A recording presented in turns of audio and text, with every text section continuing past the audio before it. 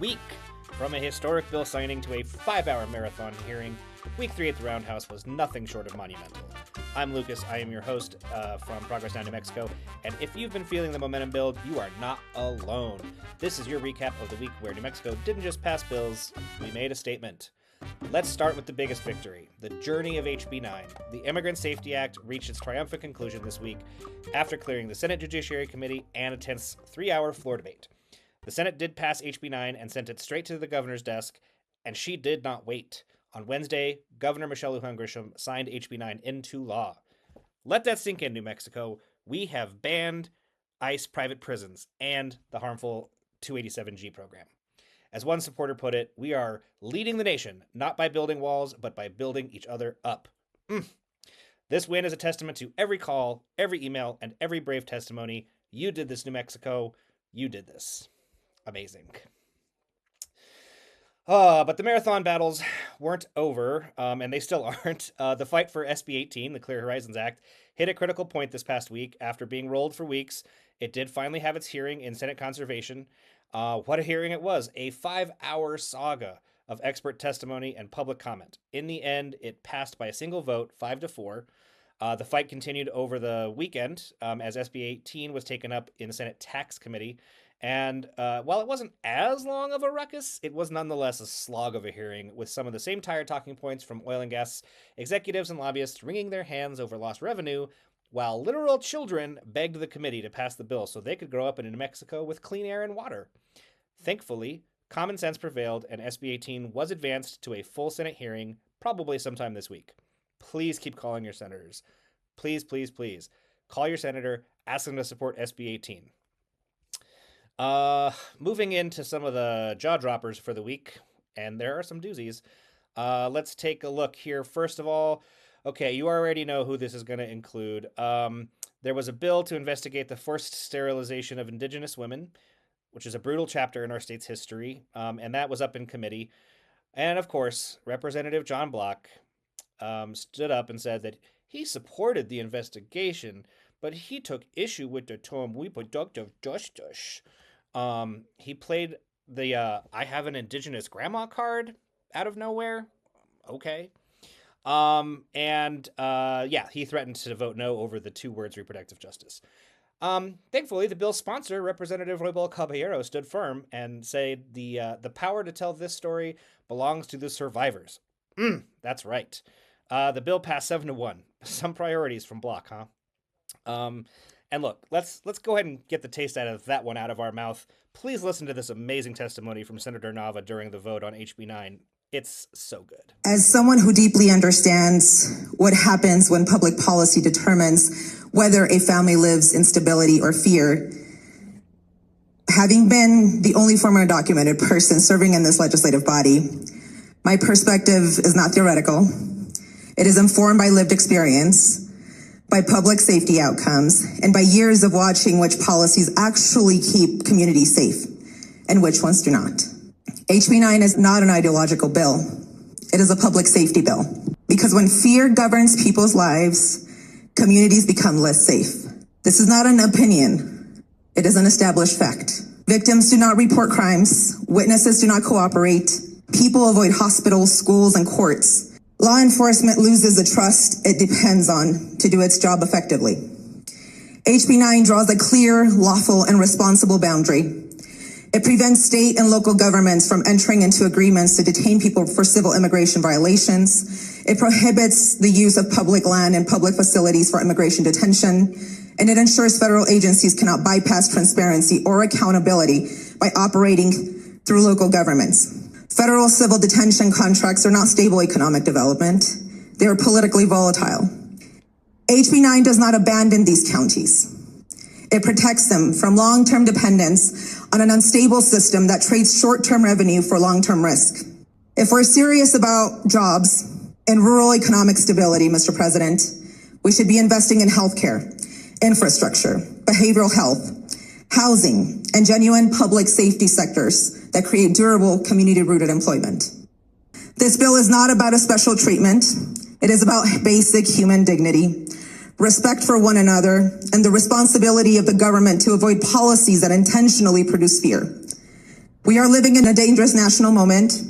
Rhetoric has escalated into threats. Threats have escalated into violence. And what happened elsewhere is not so distant to us.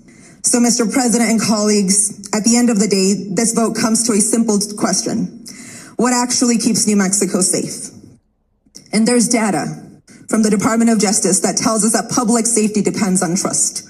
When people trust local institutions, crimes are reported, witnesses come forward, and law enforcement can do their job. When fear replaces trust, public safety fails. My lived experience tells me the same thing.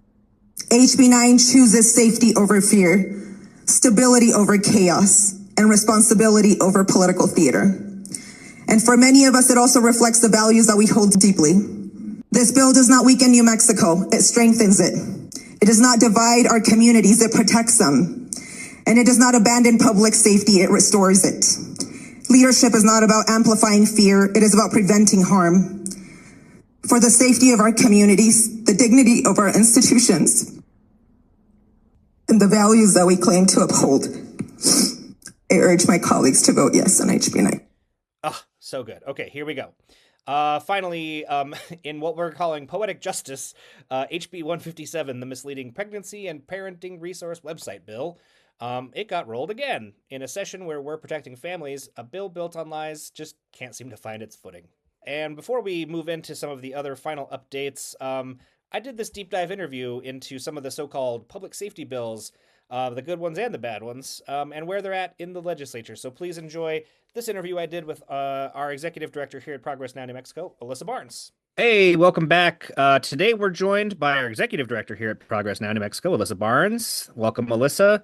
Alyssa is going to give us an update on all of the let's just put big air quotes, public safety bills that have been sort of touted for the last year, 2 years in the legislature. We've had a couple of different special sessions about them all. There's a number of bills moving around in the legislature this year. So yeah, take it away, Alyssa. What's happening? Thanks, Lucas. Happy to be here, I think. Yeah, so as Lucas said, y'all know that public safety has been front and center, both on the federal and national scene, as well as in New Mexico. And in a 30-day session, Lucas, as you know, it's hard to get anything done. And so we're seeing not as many as we have in the 60-day, which is great, but we do have some bad ones and we have some good ones. So let's start with the bad ones. So the bad ones are really focused on juvenile crime, but in the wrong way. So SB 165 and its sister bill, HB 125, would essentially mandate immediate adult sentencing for juveniles who are found guilty of certain crimes. This does a couple of different things. One, it doesn't give judges the discretion to be able to do diversion programs that we know work. But also it increases the amount of time that kids are then spending incarcerated and in the system. And all of the research, decades and decades of research, show that the more interaction kids have with the incarceration system as children, the more likely they are to continue to interact with the criminal justice system as they get older.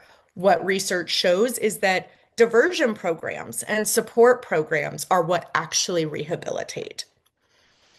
So those two bills, luckily, the House bill got tabled, which is great. That is done. What tabled means is it's not moving again, which is wonderful. The problem is its sister bill still has a chance. That has not been tabled. It has been referred to committee, and it's not good. I want to talk a little bit too. So we've been working very closely with the All Safe New Mexico Coalition, as well as our friends at Justice for Youth Community Collaborative.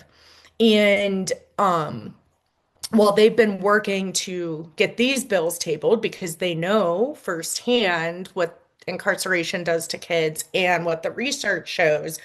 Um, One of the things they've highlighted is the Legislative Finance Committee's um, analysis of how much it would cost. So I had to write my numbers down.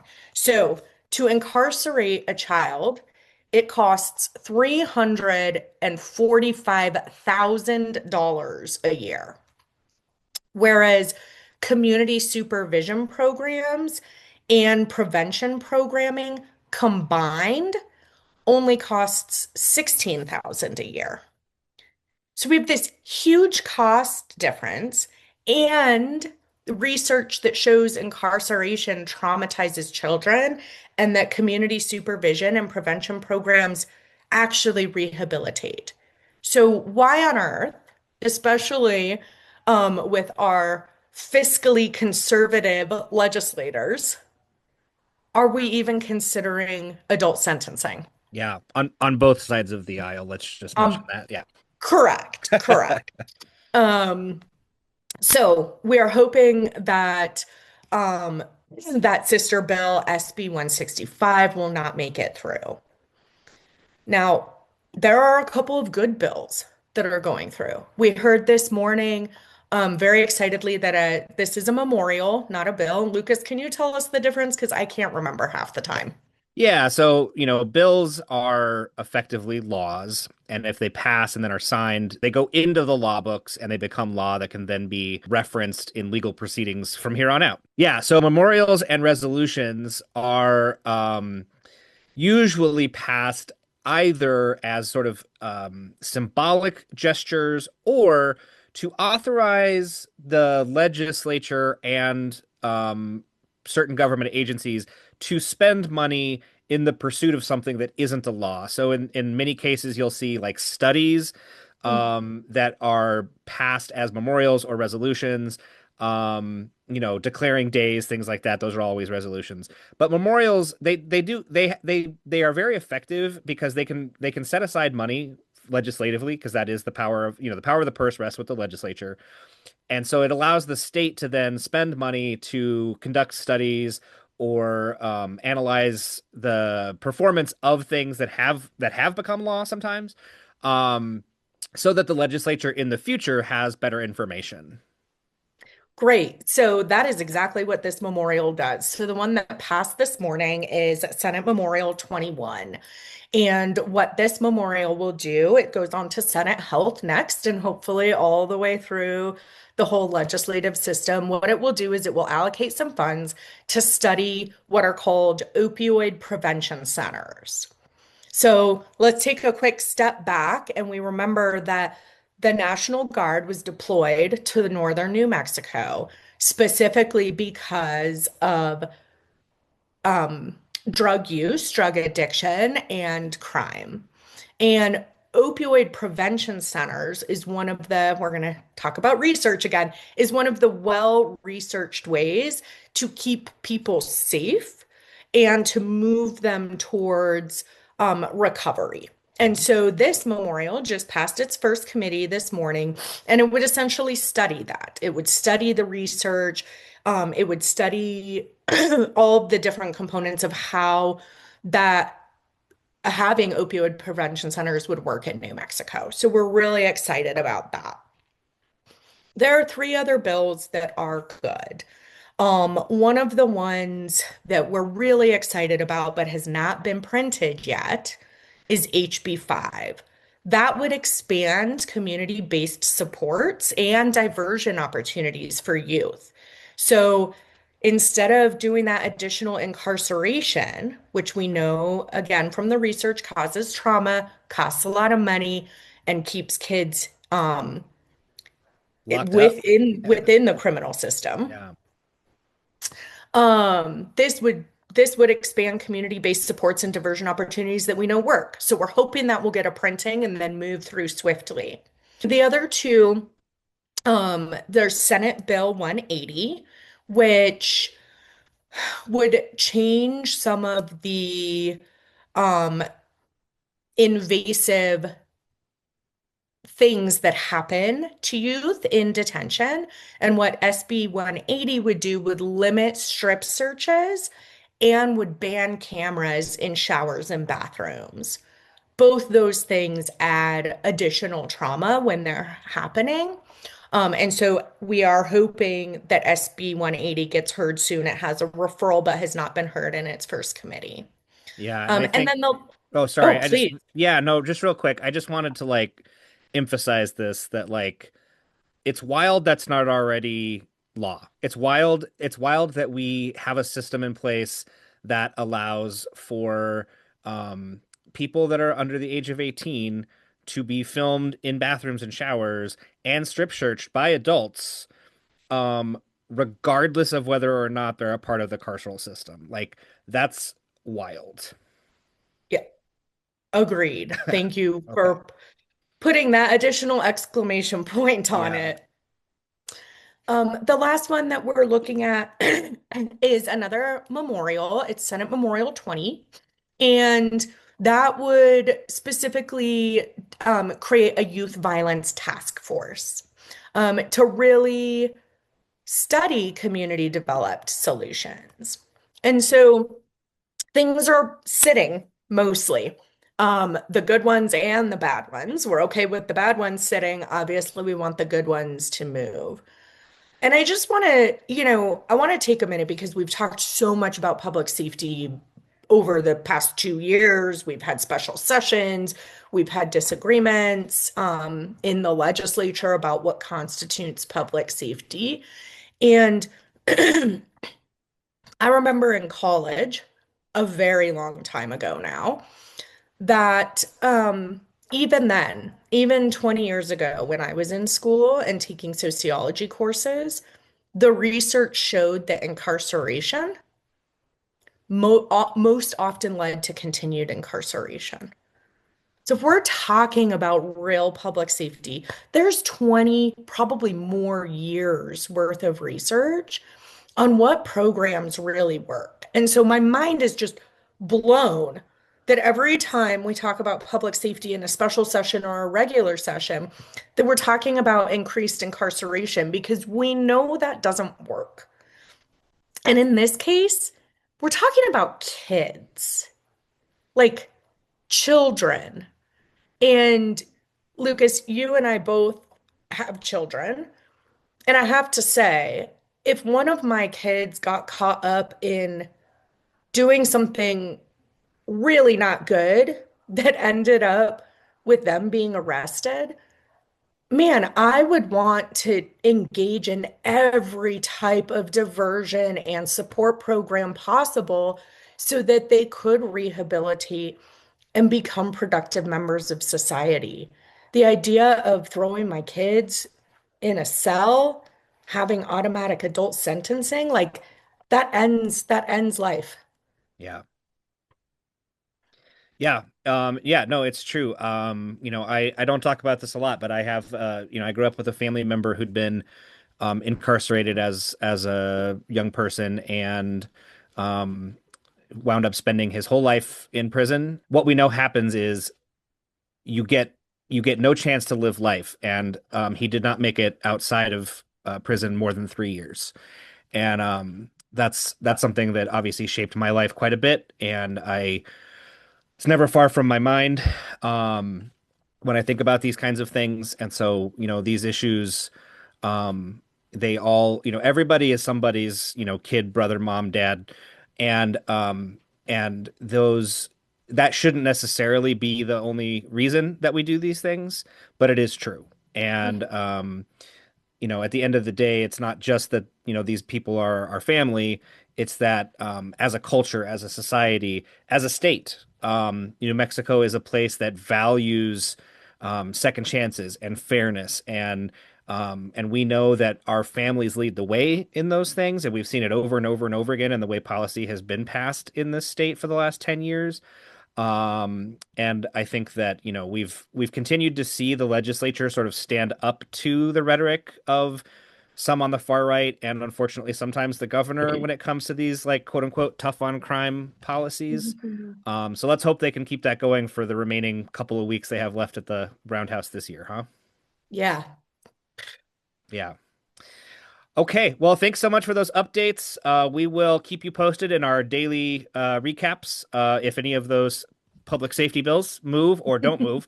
So stay tuned. Thanks again, Alyssa, for being here, and we will talk to you next time. Thanks, Lucas. Thanks, Alyssa. We will keep an eye on those public safety bills, and yeah, stay tuned for our daily recaps if you are curious about those ones. Beyond some of the marquee fights, there was some real transformative progress around the Roundhouse this week. Governor Grisham also signed a slate of bills into law, including SB 1 and HB 50 to tackle our doctor shortage, and SB 2, the $1.5 billion for road projects.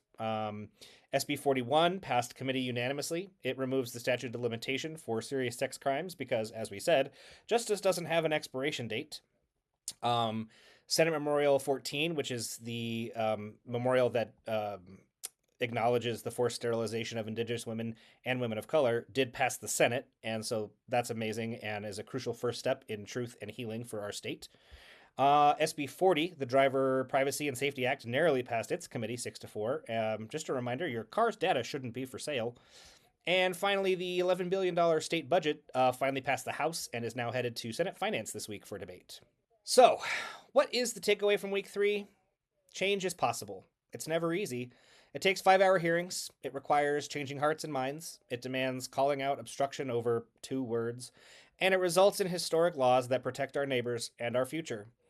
The session is firing on all cylinders. We have more bills that are still coming up this week. And again, you know, whether it's SB 18, the budget, crime bills, whatever they are, make sure you reach out to your legislature and stay tuned for our daily recaps if you have questions about where those bills are. The work doesn't stop. What was your biggest moment from last week? Celebrate the wins with us in the comments below. Make sure to subscribe, hit the bell. We're heading into our final stretches, and you don't want to miss what happens next. I've been Lucas, the policy director here at Progress Now, New Mexico, and from the Roundhouse to your house, stay loud and stay engaged, New Mexico.